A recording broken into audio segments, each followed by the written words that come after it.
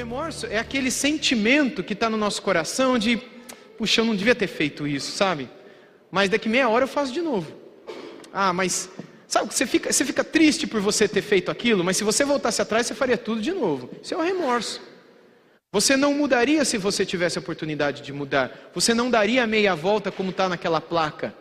A palavra metanoia, que é a palavra bíblica original, a palavra grega para arrependimento e algumas vezes conversão também, tem a ideia de mudar a mente, de ter uma completa mudança de direção.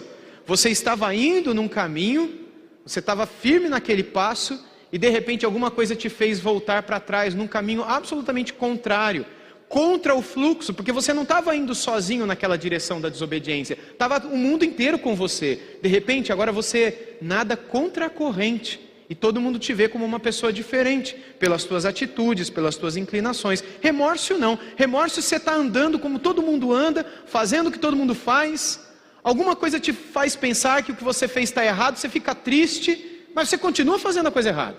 Você continua no rumo de todo mundo. Isso é um remorso.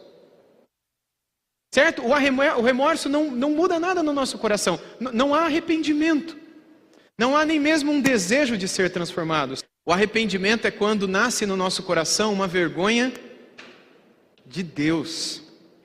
Então, nós precisamos ter muito cuidado em fugir desse remorso, que na verdade agrada apenas a nós mesmos, porque a gente fica com aquele sentimento de autocomiseração, aquela dó de si mesmos, quando você tem pena de si.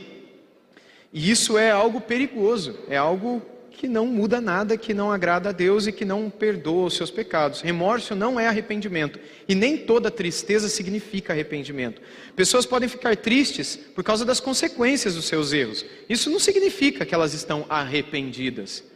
Não significa que elas estão sinceramente tristes pelo pecado cometido e que no que estiver em sua capacidade lutarão firmemente para nunca mais cometerem aquele erro. Não, eu só fiquei chateado porque agi como agi. Só isso. Mas se eu tiver que agir de novo, eu vou agir de novo. Não é uma tristeza que me fortalece para que eu tenha uma atitude absolutamente nova.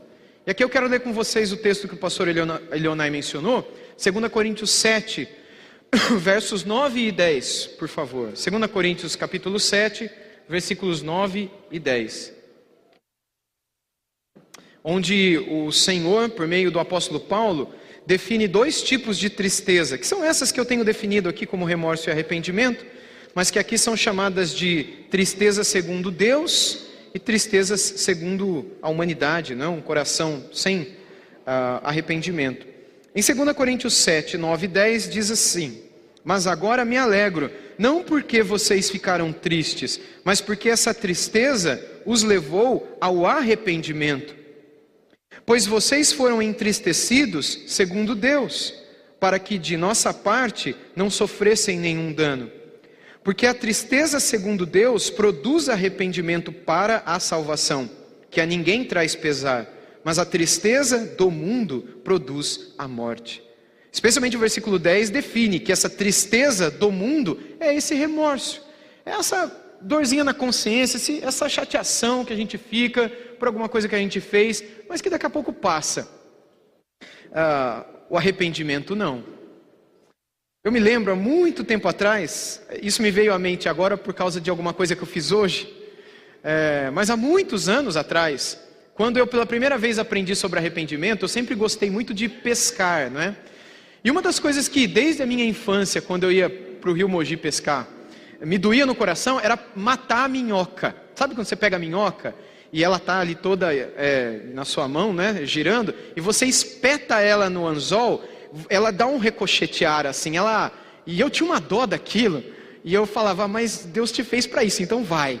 E ela entrava naquilo e saía, e isso sempre pesou no meu coração, né? Mas isso era uma tristeza segundo o mundo, porque se aquela minhoca fosse comida, eu pegava outra. E pegava outra, até o primeiro lambari, piava, ou enfim, peixe ser pego ali.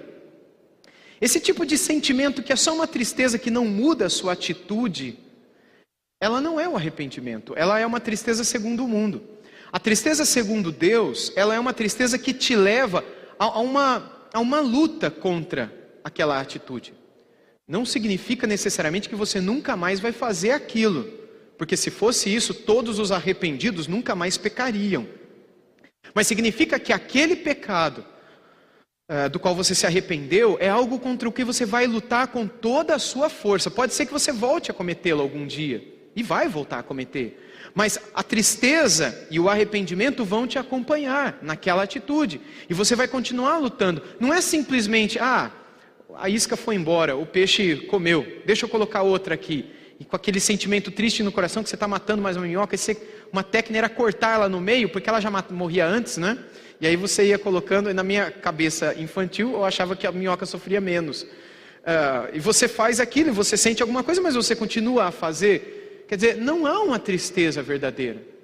Porque não houve nem sequer uma decisão de, quer saber de uma coisa, eu vou jogar essas minhocas todas num buraco de terra e deixar elas viverem. Eu não vou ter mais essa atitude. Mas não, nós continuamos voltando a esses pecados de estimação, não é, do nosso próprio coração. Então, o arrependimento implica uma consciência de que um outro, não é, pagou pelo erro que a gente cometeu.